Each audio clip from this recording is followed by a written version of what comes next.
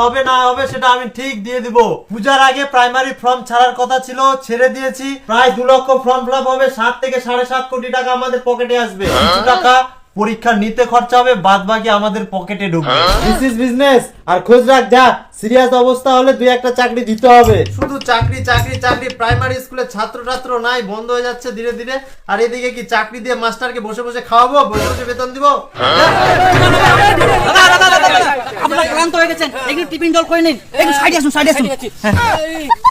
আসুন আসুন, একটা করে নেন। হ্যাঁ হ্যাঁ নেন, আপনারা নেন নেন। আপনারা ঠিক আছেন তো? ছাল ছাল উঠেনি?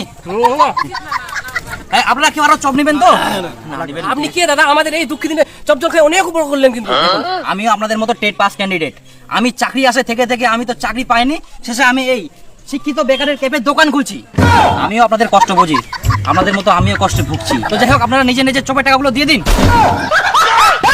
দেখুন, এটা হচ্ছে আমার বিজনেস, টাকা তো দিতে হবে না, এটা হচ্ছে বিজনেসের কায়দা।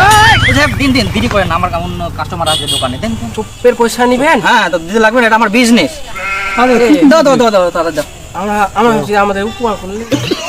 কত টাকা? দেখুন, চপের দাম 5 টাকা। আপনার কষ্ট বোঝে, আপনার একটা টেট পাস ক্যান্ডিডেট, সেই হিসেবে আপনারা 50% ছাড়, 2.5 টাকা করে দিন। দাদা যাবেন তো, খুলে আসি পয়সা এখন না দিন, টাকা আছে আপনি দিন। দাদা আমারটা কিন্তু বাকি থাকবে।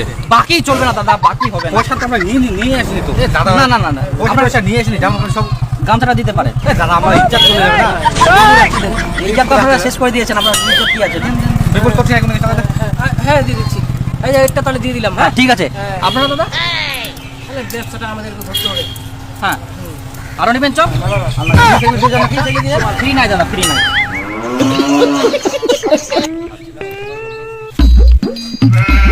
দেখো, তোমরা হাতে কাজ নিয়ে রাস্তায় যতই ঘোরাঘুরি করে